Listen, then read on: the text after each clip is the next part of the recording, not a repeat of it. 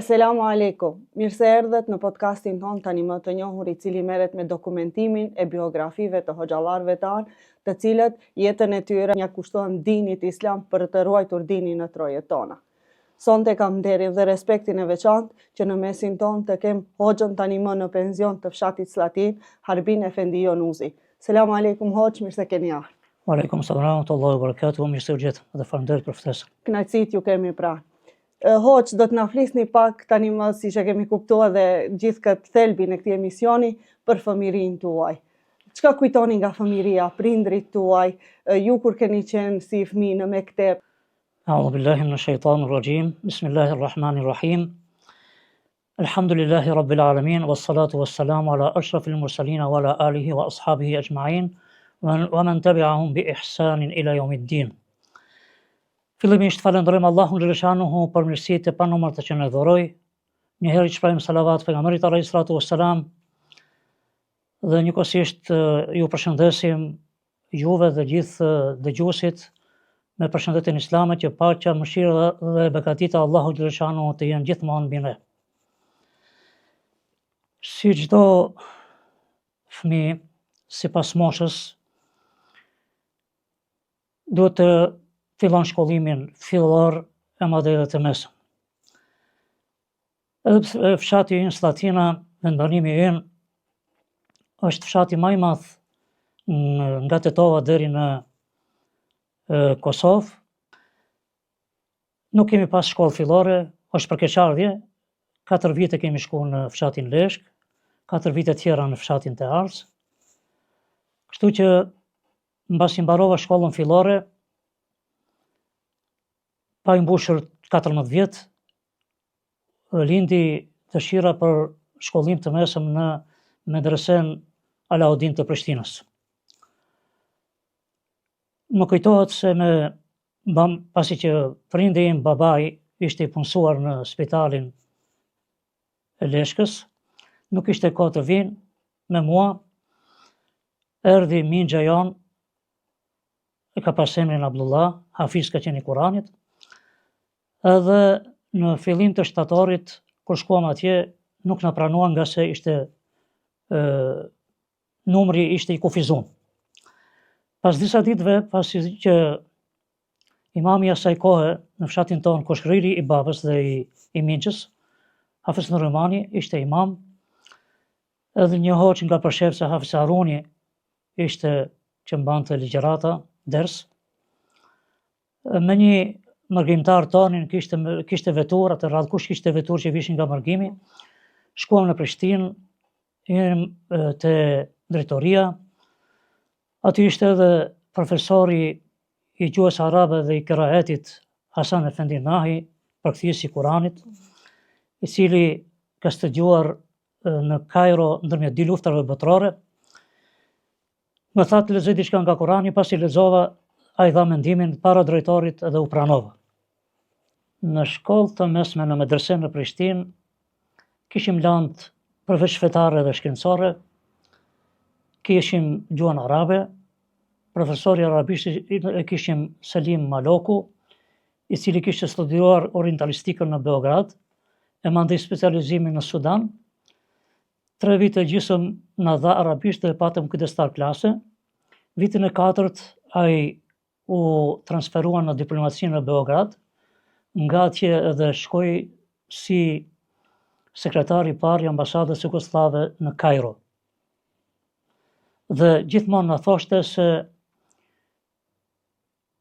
për të mësuar një gjuhë huaj, e jo si arabishtja që është më e rëndë nga gjuhët tjera, patjetër të jepni rëndësi gjuhës amtare shqipe, të doni gramatikën, letërsinë, gjuhën përgjithësi, se pa ditur gjuhën amtare nuk mund të mësosh gjuhë të huaj.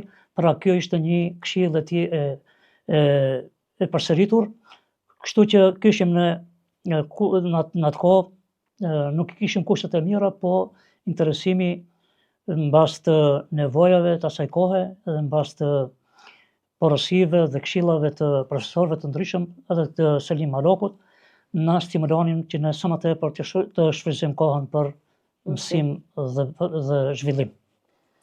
Hoq, e theksuat edhe ju se kur lexohet nga Kurani me njëherë morën vendim që ju pranojnë. Te kush i keni mësuar shkronjat e para të Kuranit? Po. Pas luftës dytë botërore është ndaluar mësim besimi islam në për xhami, në për mektebe, nga sistemi komunist i asaj kohe, të ish Jugosllavisë. Edhe ne kemi qenë gjenerata e parë të cilët filluam mësim besimin duke qenë në klasën e 7 të shkollës fillore. Te imami asaj kohe, që e përmendëm pak më parë, Rahmetliu Hafiz Nurimani, i mësuam shkronjat,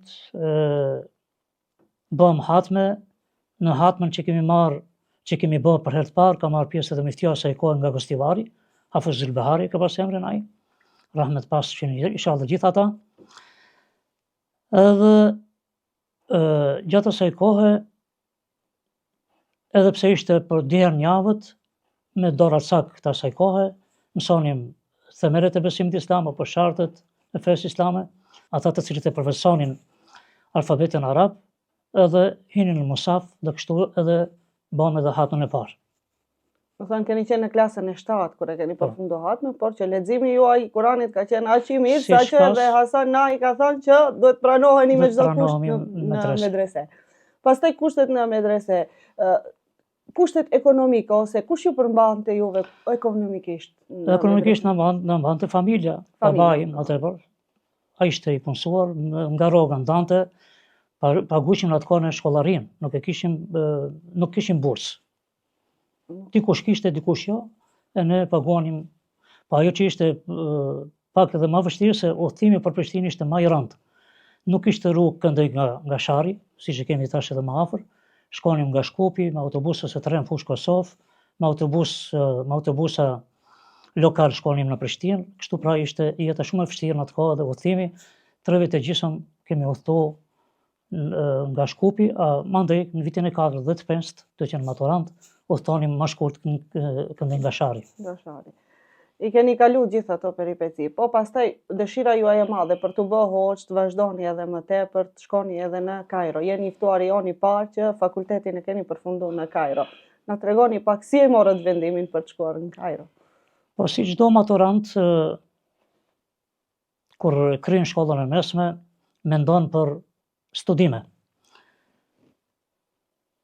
Mendimi dhe dëshira ime flakt ishte që të studion botën arabe, e kështu atëherë bëm disa takime, shkum në Beograd në ambasadën e Egjiptit, bëm pyetje, përkthim dokumentet e kështu me radhë, edhe ashtu ke caktim nga Allahu xhaleshanu dhe u regjistruam në Fakultetin e Gjuhës Arabe, katedra Gjuhë Letërsi të Universitetit Al Azhar, që është më i vjetri në botë, të Kairos. Kur shkuat në Kairo, a kishte edhe shqiptarë tjerë që vinin bashkë me ju ose që i takuat atje? Po kishte tër shqiptar nga trojet shqiptare, nga Kosova kishte, nga vyset tona të Maqedonisë, nuk kishte atëherë në atë kohë nga Shqipëria, nga Bosnia dhe Hercegovina kishte, të rreth 100 studentë ishim nga ish Jugosllavia të asaj kohe. A ju kujtohet hoç në Kairo mohalla ku keni ndet, vendi ku keni ndet, shoqëria që e keni pas, si ja keni dalë atje, vetë keni qenë për shembull me ushqime, me gjëra? Këtu e fituam bursën, kishte atë vit 5 bursa për student nga ish Jugoslavia. 2 ishim nga Maqedonia, 1 nga Malizia dhe 2 ndoshta nga Bosnia. Pasi që fituam bursën për Universitetin Al Azhar, atëherë kishim drejtën e banimit me konvikt. Konvikti ishte në shumë kushte të mira, u quhej qyteti i studentëve të huaj nga bota muslimane. Kishte nga Amerika, nga Australia, nga Europa, nga Afrika, në gjitha vyset muslimane ku janë shumica apo pakicë, mbi 80 sa shtete kishte student në atë konvikt. Çdo kush e kishim në dhomën tonë, me kushte mesatare për studime, me 2 herë ushqim konvikt. Fakultetin e kishim 4-5 kilometra më larg nga konvikti, shkonim me autobus lokal, ndonjëherë edhe në kam.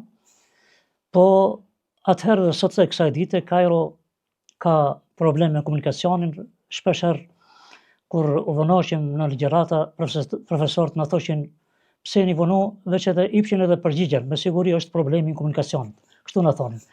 Edhe na toleronin pse shkoqim ndonjëherë edhe me vonesë. Hoxha, mund të na bëni krahasimin e Kairos atëhershëm me Tetovën. Kur vishit këtu, si ju dukte? O vinte një ndryshim shumë i madh? Kairo përveç që është qyteti i Egjiptit, është i qyteti i botës arabe, po edhe i Afrikës. Atër në atë kohë, para 4 dekadave, e më tepër, kishte 12 milion banor, përse Egjipti kishte 50 disa milion banor. Kurse tani thuhet se ka 21 milion, vetëm Kairo, Egjipti ka 100 disa milion banor. E kuptohet në atë kohë, kur vishim në pushim, megjithëse erdhëm pushimin e parë, mbas 14 muajve, pra 1 vit e 2 muaj pa ardhur në pushim. Sa ashtu ishin kushtet, biletat në atë kohë me aeroplan ishin të shtrenjta, edhe kështu që s'kishim mundësi të vinim më shpesh. Me siguri se Kairo nuk mund të krahasohet atëherë dhe as sot me ndonjë kryeqytet të Ballkanit, mos them të Evropës, e ku me viset tona ku jetojmë. Keni pas fatin që jetoni atë studioni. Por kemi studioni. Zotit xhanu edhe dëshire. Hoç, kur jeni përballë për herë të parë me detyrën e imamit, si nxënës ose si student, kur për herë të parë keni kryer atë detyrën e hoxhës? Duke qenë në shkollë të mesme në Prishtinë, ndonjëherë kur vishim pushim, gjatë Ramazanit fashim ndonjë teravi. Atë vit që përfundova shkollimin e mesëm duke përgatitur dokumentacionin, përkthyer dokumentacionin në gjuhën arabe për të shkuar në Kairo. Për herë të parë isha në katonin Nova Sel, te rruga për Shkup që është, aty vetëm për herë të parë, dhe pushimin e parë që erdha mbas 14 muajve, ose edhe më tepër ndoshta, ishte Ramazani në vjesht dhe shkova edhe në Shupkovic, pasi që kishte nevojë për dersa apo ligjërata gjatë Ramazanit. Gjatë Ramazanit. Do thënë kjo ka ndodhur vitet, i mbani mend vitet diku në cilat vite? Vitet e 70-ta. 70-ta. Pasi e përfundot fakultetin hoxh, kur jeni punsu për herë të parë si imam i rregullt, edhe kush kanë qenë hoxhallarët që kanë qenë para juve në vendin ku jeni punsu deri në momentin që keni dalë në penzion? Po, për herë të parë u punsova në fshatin tonë, në korrik të vitit 1987. Në atë kohë ishte sistemi monist-komunist. Unë pata dëshirë paraprakisht që të shkoj dikur jashtë, në diasporë, në Zvicër, mendonim. Mirë për nevoja madhe ishte për mësimin islam, kështu që ky faktor më detyroi që të ndarem dhe të merrem me këtë punë, si mualim, khatib edhe vajz, 24 vite me radhë. Kurse në 9 vitet e fundit isha edhe imam, pasi që nuk ishte kuadër që të vazhdonte punën e imamit. Pra në fshatin Slatin si khatib në fillim, vajz edhe mualim, kam shërbyer 33 vite me radhë. Ndërsa gjatë studimeve, kur përfundonim provimet në Egjipt, fund qershorit apo në fillim të korrikut, për çështje materiale u detyronim me disa shokë të shkonim në Perëndim, në Spari në Gjermani, Danimarkë, Norvegji, që të punojmë si student 2-3 muaj, të bëjmë para për të vazhduar studimet vitin e ardhshëm. Kështu që gjatë asaj periudhe kam pas rastin që në Danimarkë, në periferi të Kopenhagës, të kryeqytetit, 2 Ramazanet i kaloj me musliman nga Turqia dhe disa vende arabe, dhe 2 Ramazane tjerë në Göteborg të Suedis, gjithashtu me xhamat arab dhe duke ligjëruar domethënë në gjuhën arabe. Në gjuhën arabe nuk ligjërohesha në gjuhën turke, pasi që nuk e përvetsoj këtë gjuhë për të mbajtur ligjërata, po ato kishin nevojë për Ramazan, kështu që unë e bëra detyrën e imamit, pasi që imami i asaj kohe në ato xhami ishin në përpushime. Gjatë periudhës 3 deri 4 vjet, nga 87 deri në 91, gjatë sistemit ish Jugosllavisë, kur të drejtat tona edhe fetare edhe kombëtare ishin të cunguara, mësim besimi islam nga komiteti qendror i komunistëve, edhe pse mësim besimi ishte lejuar, ato në detyruan që të punojnë vetëm të shtunën dhe të dielën. Në ndales të përdoret drasëzes, shkumsi, vetëm kishim të drejtë të i mësojmë nxënësit mësim besim në një doracak që është rregull dhe lutje Jasini, nga Sherif Ahmeti, Rahmet Pas, drejtori i medreses Salaudin, dhe një doracak tjetër për alfabetin e shkronjave arabe në bosnjakisht, nuk kishim shqip, edhe në ndonjëherë e përdornim edhe atë doracak për t'i mësuar nxënësit për alfabetin arab që të hyjnë të lexojnë Kur'anin famlartë. Sa ishte numri atyre që nisnin? Numri ishte shumë i madh, nga se interesimi prindërve ishte i madh. Në fillim në këto vite, edhe pse punonim vetëm të shtunën dhe të dielën, një herë në javë, numri ishte prej 350 deri 370. Ndërsa numri i nxënësve në shkollë ishte 770 parafërsisht gjatë këtyre viteve, dhe pasi u përmbys Jugosllavia asaj kohe, mësim besimi u leju për çdo ditë, edhe atëherë bëm orar sipas plan programit që hartonte Miftinia e Bashkisë Islame, dhe atëherë ishim me kushte më komode për të vijuar mësim besimin me nxënësit asaj kohe. Do të thënë ju si mualim jeni përballur me shumë vështirësi gjatë kohës deri kur ka ardhur punat e hartimi planit nga muftini. Po kështu është, mendoj se jeta e kësaj bote gjithkund mund të jetë me batica dhe zbatica. E kështu duhet me ditë me notu gjatë këtyre batica apo zbaticave të kohës edhe sistemeve të ndryshme. Gjatë periudhës komunizmit nuk kishim drejt të banim organizime tjera, tribuna apo aktivitete tjera në xhami apo në mektep. Kështu që pas 91-shit apo 2-shit, kur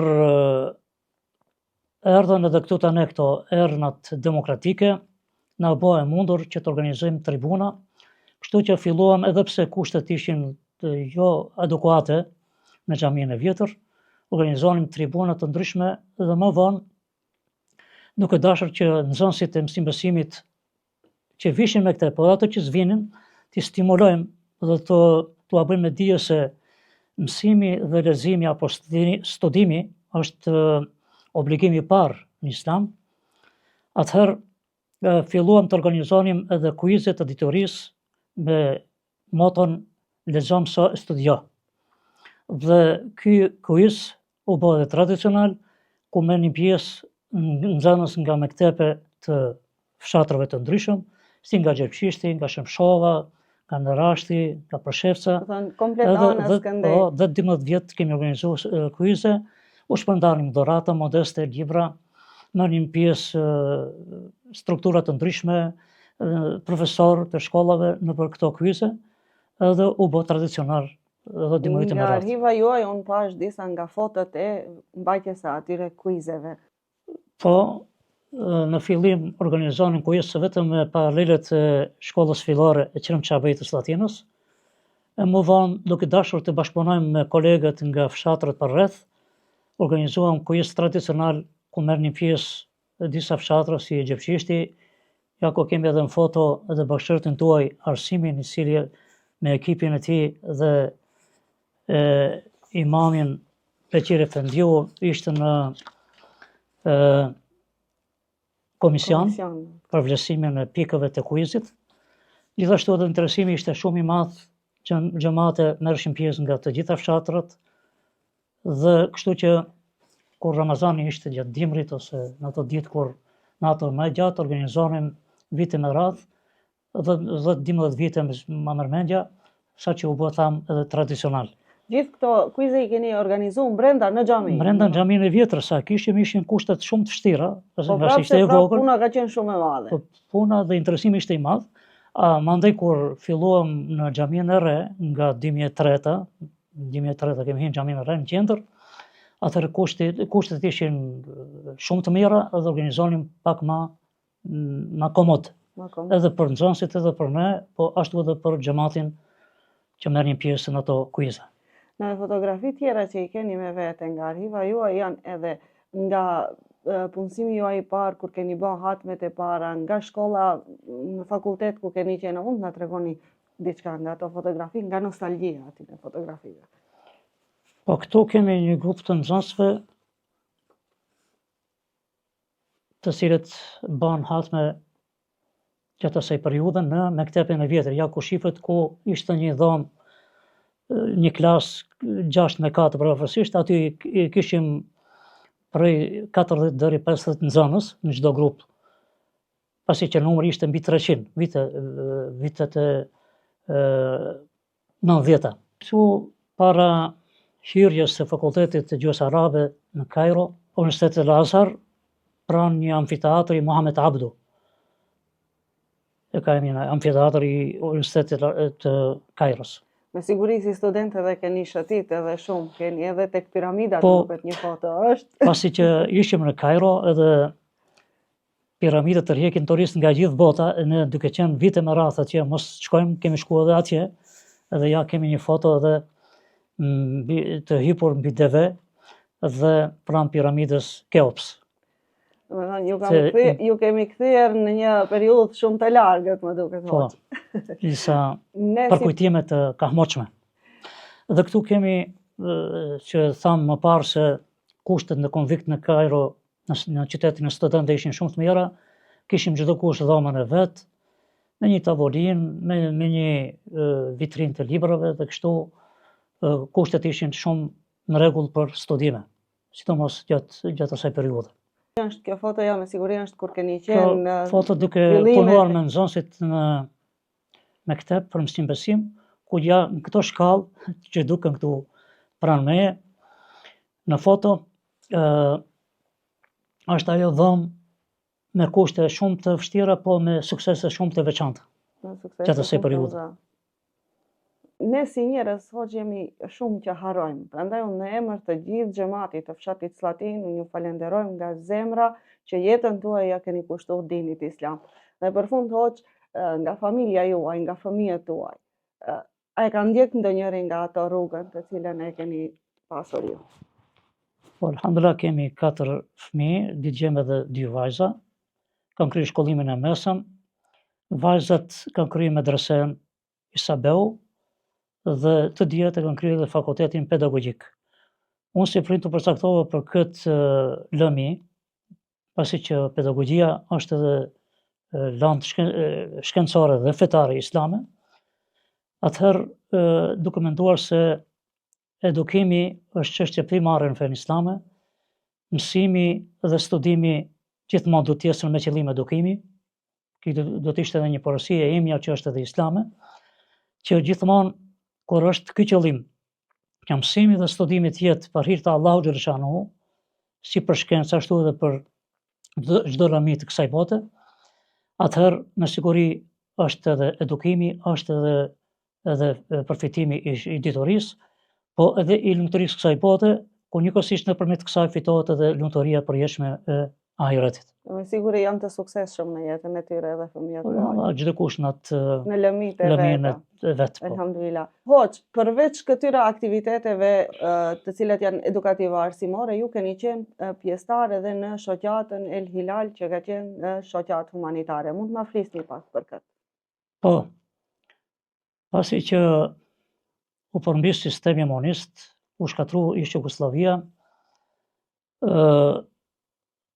Maqedonia u shpall si shtet i pavarur, dhe atëherë ishin mundësitë për organizime të ndryshme si shkencore, si humane, kështu që në medresen Isabeu u bë kuventi konstituiv i shoqatës humanitare El Hilal Hana e Re, kuadër të Bashkisë Islame, dhe atëherë morëm pjesë në atë kuvent, u propozova si antar i kryesisë, ashtu 3-4 vite në radhë kemi qenë në kryesi, dhe gjatë asaj periudhe organizojmë mbledhje të ndryshme, dhe kur shpërthej lufta në Bosnjë dhe Hercegovinë vitin 1992, filluan të vinë refugjat nga Bosnja, dhe atëherë në kuadër të shoqatës El Hilal, istrahanim në për shtëpitë e humanistëve të asaj kohe, kështu që ka luajtur rol të rëndësishëm gjatë asaj periudhe nga viti 92 deri vitin 95, kur përfundoi lufta në Bosnjë. Njëjtin rol ka luajtur shoqata El Hilal edhe gjatë refugjatëve të vitit 1999 që erdhën nga Kosova. Atëherë numri ishte më i madh, dhe kështu që edhe ushqimi, edhe veshmbathja, edhe strehimi, një përqindje e madhe të tyre i strehonin me anë të aktiviteteve të shoqatës anë e re. Më thënë, edhe kjo ka qenë një pjesë e jetës tuaj, të cilën ju keni shërbyer edhe në aspektin humanitar. Po kjo është obligim edhe fetar, pa më parasysh nevojat, gjithashtu mos jemi në këtë temë rreth humanizmit apo solidarizimit me nevojtar, në xhami gjithmonë sipas nevojës kemi grumbulluar ndihma humanitare edhe për vizë të tjera, jo vetëm shqiptare apo muslimane, po edhe jo muslimane, kur ka pas në një katastrofë atmosferike, ne kemi qenë të organizuar dhe kemi të buar ndihma për nevoja të ndryshme. Nga aktivitetet humane të cilët i kemi organizuar në xhamin e fshatit Slatin, është edhe fondi i nevojtarëve, i cili është themeluar para 17 viteve paraprësisht, ku fillonin të jepnin ndihma të ndryshme edhe mërgjimtar edhe bashkëvendas, si obligimet materiale që kemi zeqat dikush apo fitra të Ramazanit, apo kefarete në raste të ndryshme. Dhe kështu që nga ky fond merrnin dhe marrin edhe sot të kësaj dite nga 30 deri 50 familje, ndonjëherë varësisht nga nevojat që kanë, student, nevojtar të ndryshëm, pra ky fond sot të kësaj dite edhe ekziston. Ju falenderoj nga zemra që ishit pjesë e emisionit tonë sonte. Faleminderit edhe juve për ftesën. Ky ishte epizodi i sonshëm me Hoxhën nga fshati Slatin, Harbin Efendi Onuzi. Me shpresë që këto emisione, që këto podcaste të ngjallin tek njerëzit edhe më tepër respektin për hoxhallarët tonë. Deri në episodin e ardhshëm, Asalamu alaikum.